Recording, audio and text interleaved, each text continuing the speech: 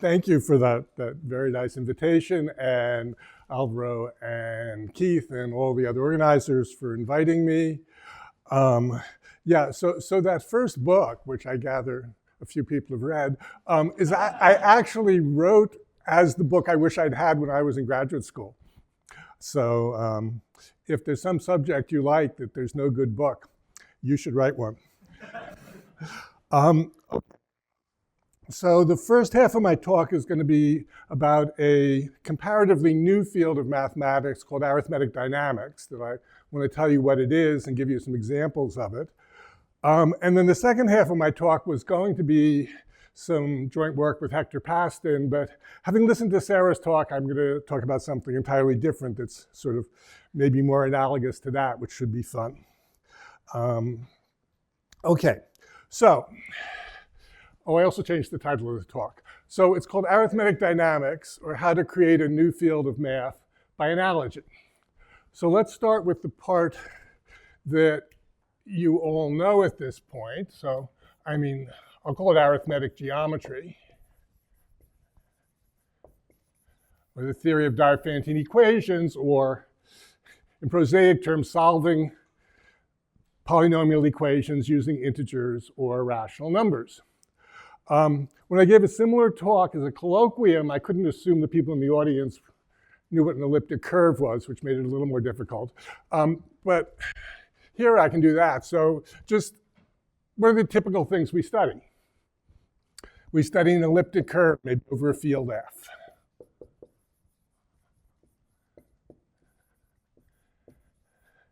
And Tyler already told you all about those. We've also been looking at them all week, so I won't give a further explanation. Well, we look at the group of rational points, right?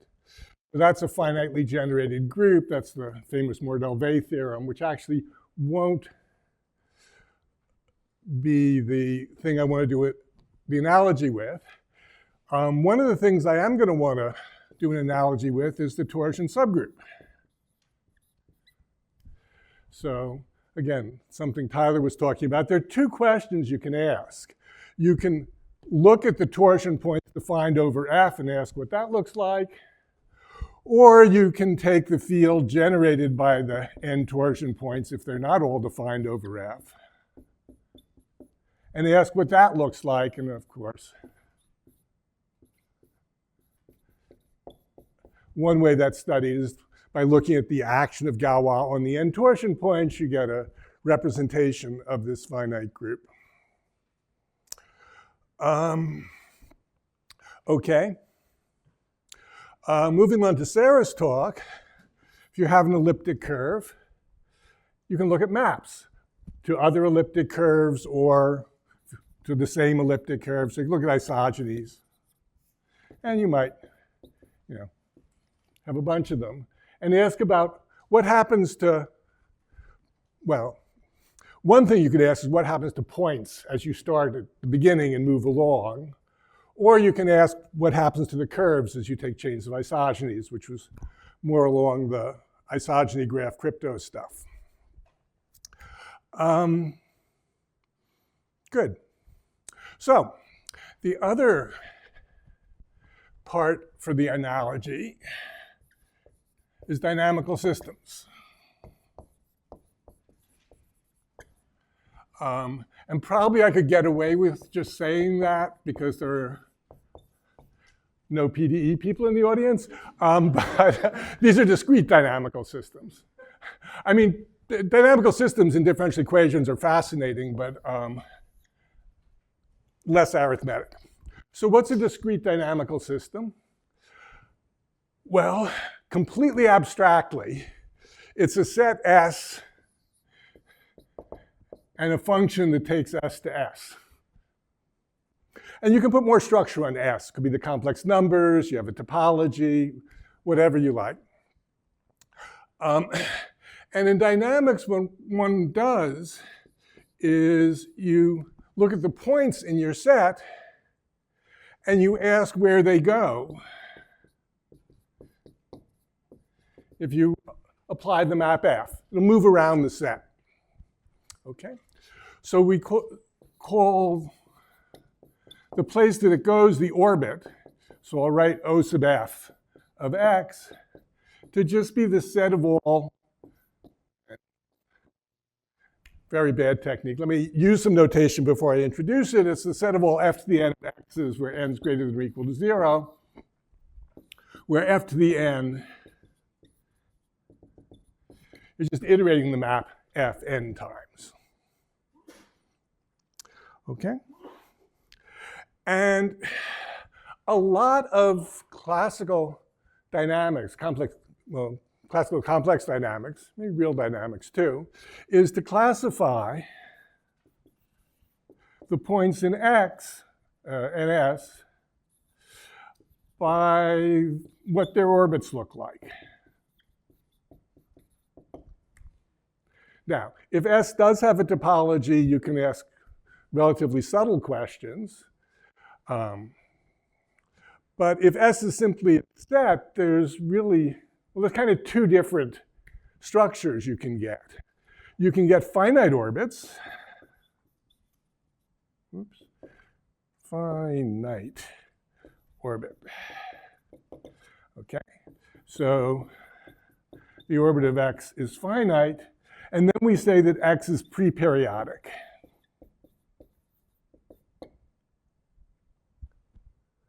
Otherwise, it's infinite. And the usual terminology is that F is a wandering point,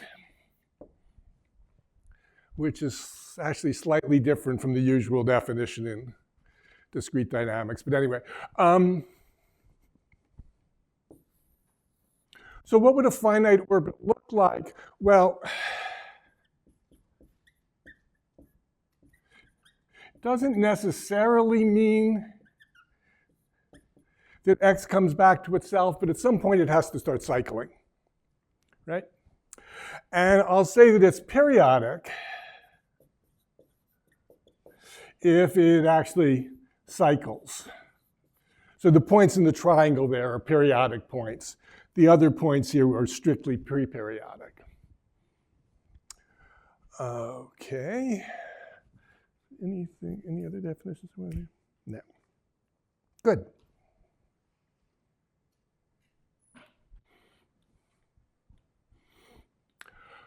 Okay, in dynamics, people study which points are periodic points for interesting sorts of maps. Periodic or pre-periodic means finite orbit. That's very much analogous to torsion points.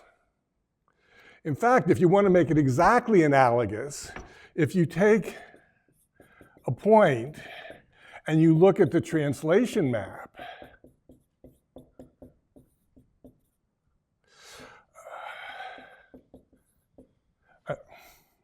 yeah. Then P is periodic if and only if the orbit of 0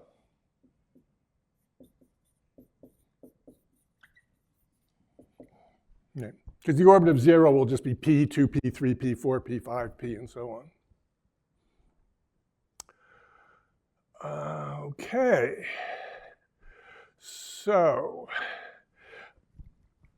I can make some analogies maybe with these definitions. Definitions are fine, but theorems are more interesting. So what are some interesting theorems on the arithmetic geometry side?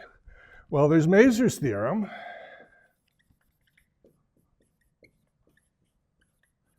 Which was generalized by Kamieny and Morel and was mentioned in Tyler's talk.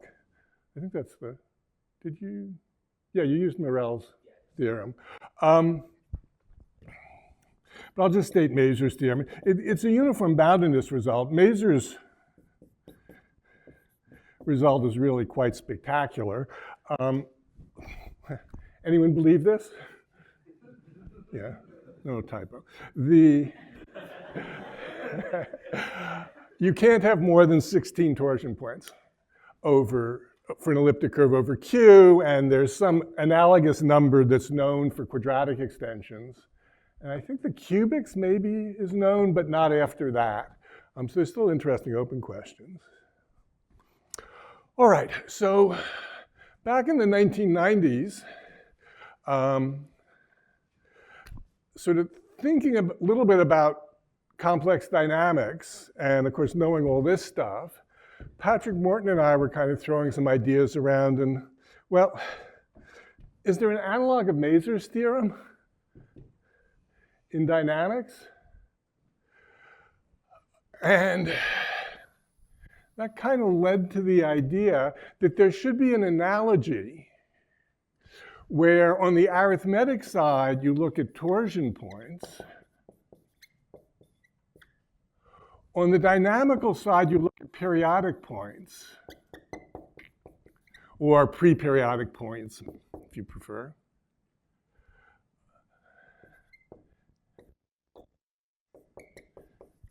But points whose coordinates are in a number field. So then there'll be some number theory floating around.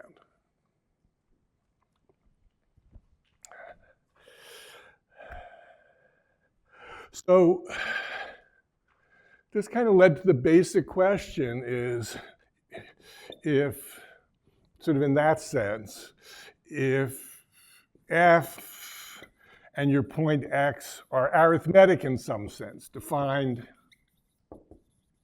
over Q or over a number field, we can study the number theoretic properties, so the arithmetic properties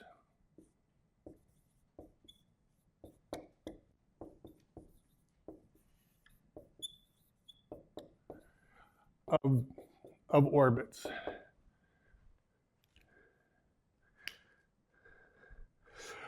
So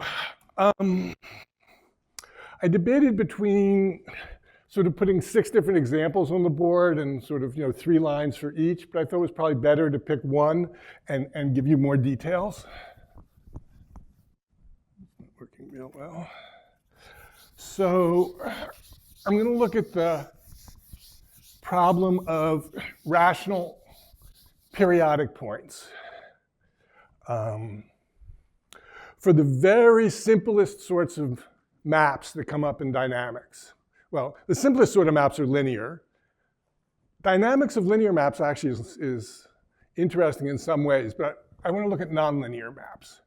So, dynamics of quadratic polynomials. And you can always sort of change variables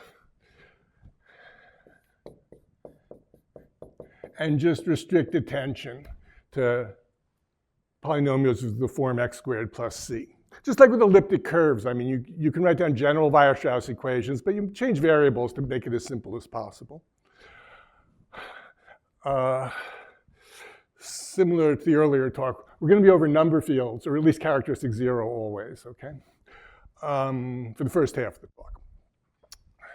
So, suppose I iterate, and I want to get periodic points. Well, for example, f of x equals x squared. That has some fixed points, right? 0 goes to 0, 1 goes to 1. Minus 1 is pre-periodic, it goes to 1, it goes to 1. Okay? So you can get things like this. So question, natural question, purely analogous to Mazur's theorem, which of course had been a conjecture for decades before Mazur proved it. Can we find a rational number c and a rational starting point, alpha? So C being in Q is like having an elliptic curve over Q, analogous to it. Alpha being in Q, that's going to be my periodic point. That's like the torsion point being in Q, with alpha periodic of period n. And when I say period n here, I mean exact period n. Okay? Something of period 2 will be period 4 also. You go around twice, but that's cheating. Well, n equals 1. Yeah, here. X squared. Easy to get fixed points. N equals 2. Well, x squared minus 1. If you start with 1, which is kind of the natural thing to get, that's not periodic. But it'll go to 0, will go to minus 1, will go back to 1. So 0 minus 1 is a 2-cycle.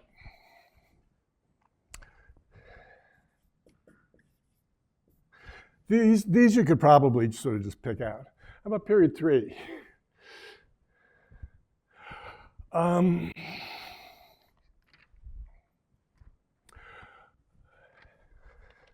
Okay, so I mean, this one's pretty obvious too, right? I mean, everyone, I'm sure, was thinking 29/16, right? And for this, 5/4 goes to minus 1/4, goes to minus 7/4, back to 5/4. So based on these successes, we can conjecture that for every n, you can find a rational periodic point. Yeah.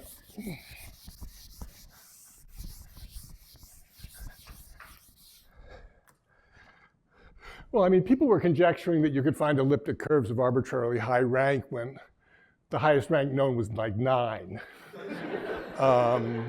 No, I take that back. It was 11, I guess. No one had to rank 11.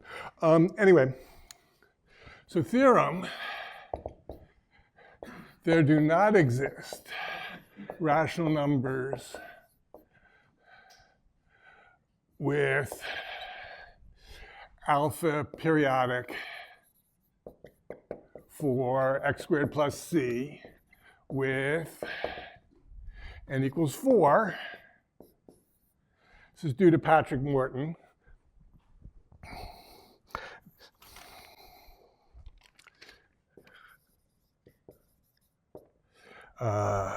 Put 1992. A few years later, n equals 5. This is due to 3 people, Flynn, Poonen, and Schaefer. That was 98, I think, 7. Might as well be accurate. Proving, well, Morton's theorem was a computation and then finding points on a certain a curve that people already knew the points. The FPS paper required finding all the rational points on a certain curve of genus 2, which nowadays, Sage or Magma or whatever, I mean, not entirely, they're hard ones, but a lot of the time it will actually find them. Back then, it was a real tour de force to actually do that. Okay, not possible for n equals 6. That was Michael Stoll. That was 2000-something, 2008. But that kind of gets an asterisk.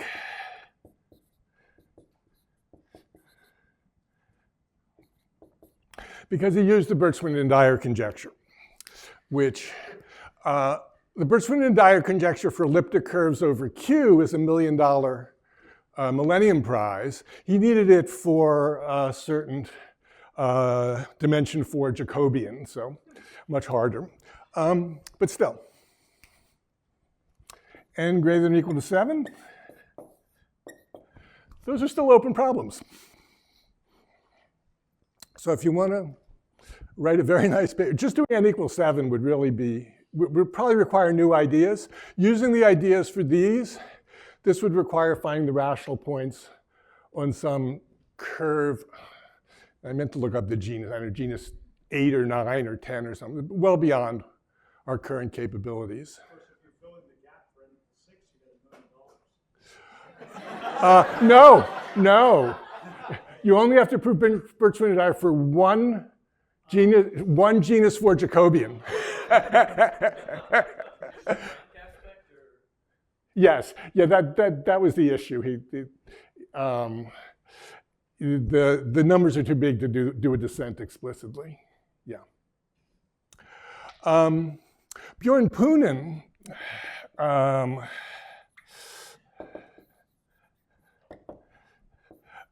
is bold enough to conjecture that, in fact, I mean, this is reasonable evidence that in fact there are no periodic cycles of period 7 or greater. For time. Okay, so this is sort of a special, well, Poonen's conjecture is extremely precise, but this is a special case of a very general uniform boundedness conjecture.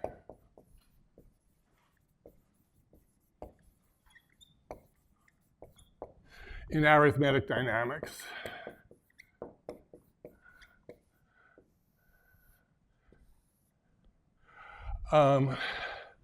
Which does use a little bit of algebraic geometry notation. So this is for the people who have the background. And if you don't worry about it. I won't be using it in the rest of the talk. Anyway, this is what Patrick Morton and I came up with. So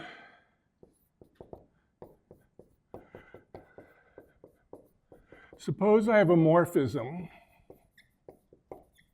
of degree D defined over a number field F. Then I can look at the points in Pn of F that are periodic for the map F, okay? So look at the periodic points.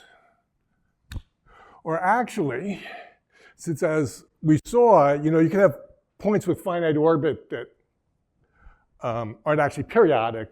They're in the tail of a periodic cycle. So let's look at even all the pre-periodic points, which in some ways are better analogs to torsion points. And maybe I should have mentioned that. The torsion points on an elliptic curve are the pre-periodic points for the doubling map. That's a fun exercise. Then the conjecture is that, well, it's known that this is finite. That's a theorem of Northcott's from the 1950s that people rediscovered in the 1970s, even though he had published it in the Annals. But the conjecture is that there's a uniform bound for this. Well, what is it? It has to depend on n. If you allow more variables, you have more freedom. I mean, it's got to depend on the degree of the map, because if you take polynomials of high degree, you have more freedom. It's got to depend on the field F, because if you take F bigger, but let's make it depend minimally on F, namely on the degree. And that's the conjecture. And just to give an idea of how strong this is, the conjecture for maps on P1 of degree 4 implies in about 4 lines Morel's theorem on boundedness of torsion on elliptic curves. Okay, so the conjecture, assuming it's true, is going to be a fairly deep result. Okay, so that's the first half of the talk to kind of introduce how this analogy between dynamics and number theory sort of led to interesting problems. There are all sorts of, I mean, you can do similar things with analogs of the Galois representations that Tyler was talking about.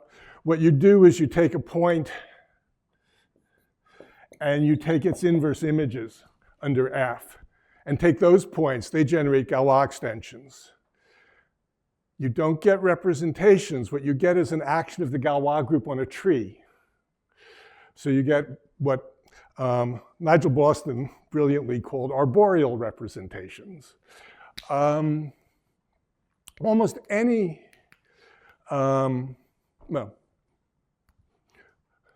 many of the theorems and conjectures in arithmetic geometry have dynamical analogs.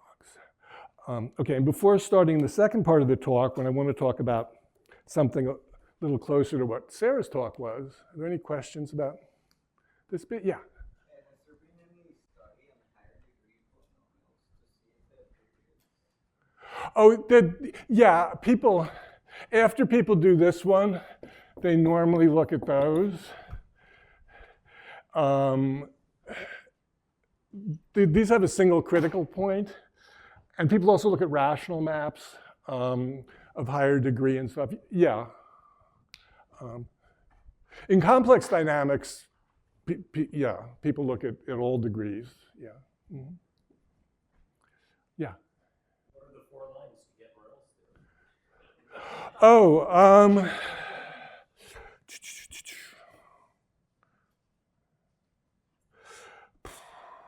well, project onto the x-coordinate. Multiplication by m up here induces a map down there. And the torsion points here will give you pre-periodic points down here. And there's a few more details, but not many. Yeah. Just a common joke that so Nyman and Dirks have these pre-periodic analogies have been accepted somewhere between 2024 with 2025, where they classify all the torsion subgroups over quartics. So in degree 4, For elliptic curves. Okay, so the elliptic curve problem solved for up to degree 4 now. That's impressive. Because Morel's proof, which is beautiful, is kind of hard to get your hands on the details. Yeah. So we're talking about analogies here, and I know for say Mazur's theorem, we know exactly what some groups are possible, and then we can show what J invariants have each of those. Yeah. Torsion subgroups. Is there an analogy here where we can classify not only does there exist a C and an alpha that cause this period, but also how many such C and Well, over Q there shouldn't be any, but we can go to number fields and there will be. Yeah, the C here is the analog of the J invariant. C is yeah. If you look at the moduli space of quadratic polynomials, C actually is the invariant there. And they're analogs of modular curves. That's where all this is coming from. You look at the set of all C alphas such that alpha is periodic of period n for C. That gives you a curve. So it's the analog of a modular curve. The proofs here are determining rational points on those curves, which means you need to look at their Jacobians. And there's no Eisenstein ideals, there are no Hecke operators, and the Jacobians tend to be simple. So that the methods used by Mazur and everyone don't seem to work in general. Yeah. Yeah. Yeah.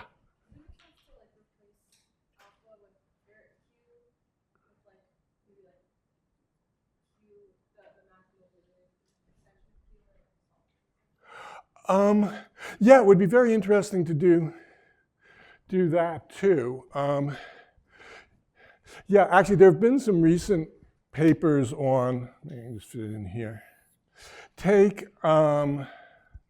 You take an alpha and take all the inverse images and look at the Galois group they generate over F. Can that be abelian? That's, again, very much analogous to some of the stuff Tyler was talking about. There are a few theorems and lots of questions. I mean, one would expect very seldom, of course, but I don't know how to make that precise. Yeah, great question. Okay.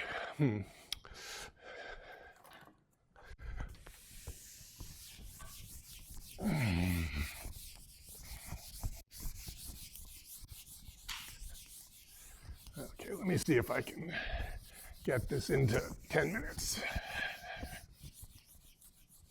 If anyone's interested in what I had put in the abstract, I'm happy to chat about it.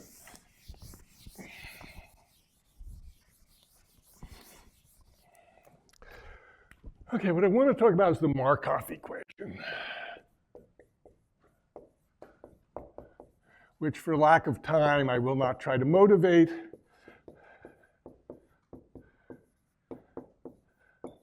I would just say, there it is. This has the interesting property that if you project like x, y, I mean, it's got 3 projections,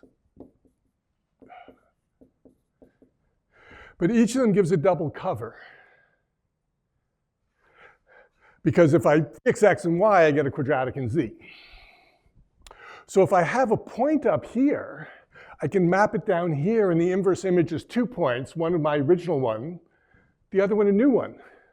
That gives me a map on this surface. An involution, in fact. You do it twice, you get back to where you started. So these give involutions. Then I'm going to call sigma 1, sigma 2, and sigma 3. Whoops. And I'll write one of them down for you. So maybe sigma 3 is the one that fixes the x and the y.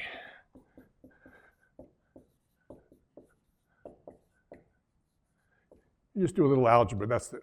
So that gives you, that maps this surface to itself. Okay, anyone see an obvious integer point here?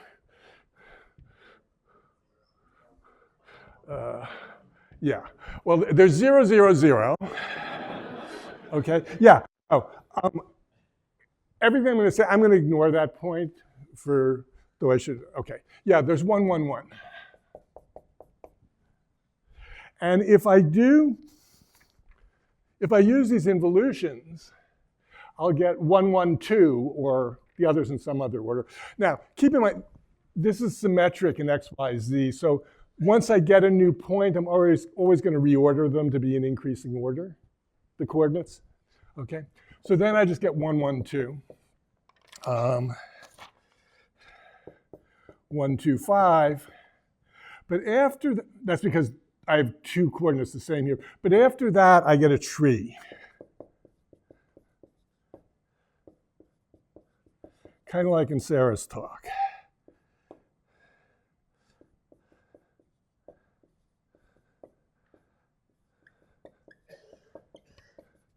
I'm not going to write more. Okay.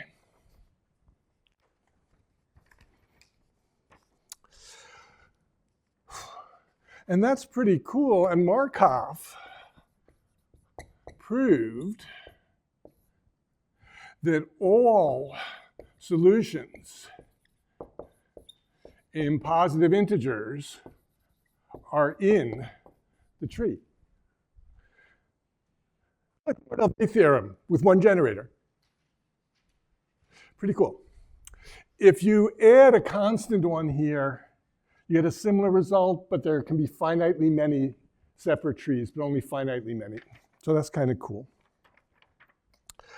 All right. Now I want to go from Z to FP.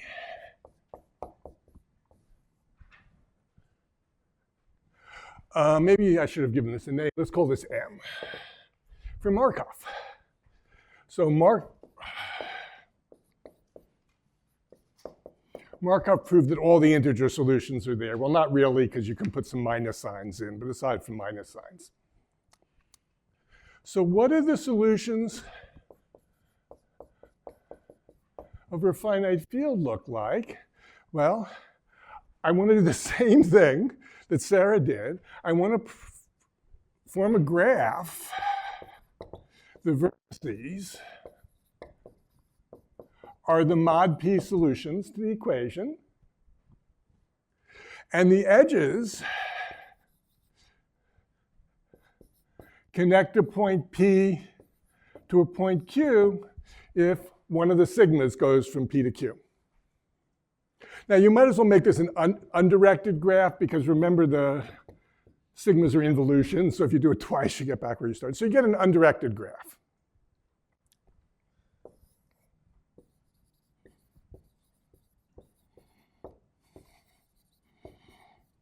And from now on, 0, 0, 0 doesn't exist. So again, back in the 1990s, Arthur Barriger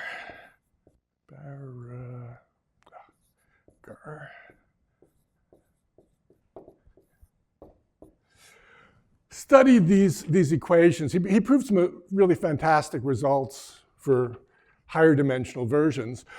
But one of the things he conjectured, well, he didn't conjecture it in these terms, but its equivalent is that this graph is connected.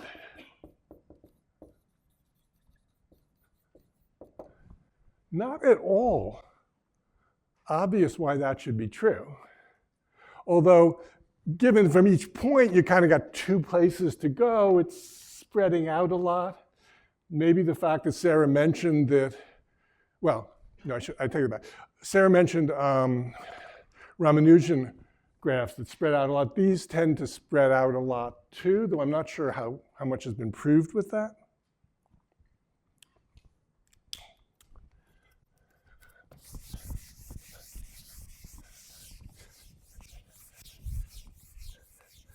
So I'm going to give you two theorems and one wonderful sort of coda to it. Theorem of Bourgain, Gambord, and Sarnak, which I'm going to say is 2016 to 2026, because the damn paper was on the archive for a decade as they kept modifying it. But they did finally publish it. It generated a huge amount of interest.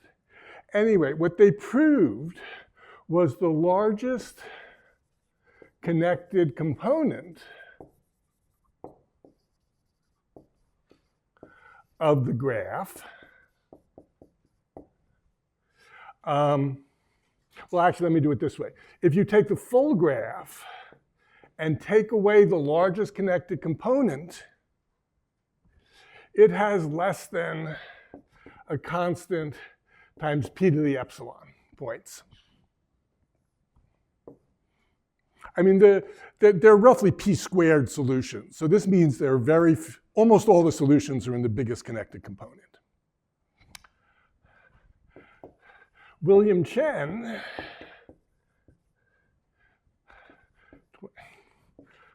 I think it appeared in 25, it might have appeared in 26, proved that, let me give a name to this, M big of FP, all right? He proved that if you look at the largest connected component and look at the number of points, it's divisible by p, which experimentally people had noticed.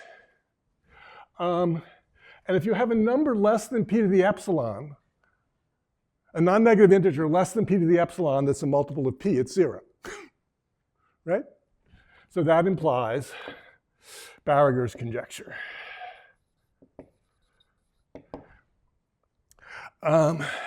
Chen's paper, which does a bunch of other stuff, is roughly 200 pages, and it also appeared in the Annals. This is a serious piece of mathematics. So after Chen's paper came out, Daniel Martin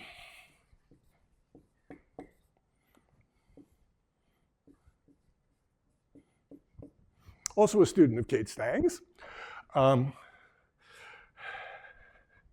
gave a 2-page proof of Chen's theorem. It's an absolutely beautiful counting argument. It is so nice. And I'm really lying here. The proof's really about 1.25 pages, and that he filled it out.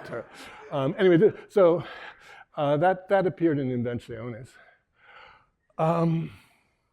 So this is another sort of aspect of arithmetic dynamics, but over finite fields. There are lots of other interesting questions and stuff. And one of the things I've been much interested in, and this is for people who know algebraic geometry, but that's an affine surface. That lives in affine space. It's just a surface in affine 3 space. So there are projective analogs in P1 cross P1 cross P1, where you look at a 2-2-2 form. So homogeneous of degree 2 in each of the coordinates, and you set that equal to 0. And similarly, the 3 projections give you double covers, you get involutions. It's completely analogous. You don't always get connected graphs, but you can look at the graphs, and usually the biggest connected component is almost everything. But there was one weird case where, in fact, sort of there were 2 about equal size, which Evan O'Dorney managed to figure out why. I think I will leave it there and open for questions.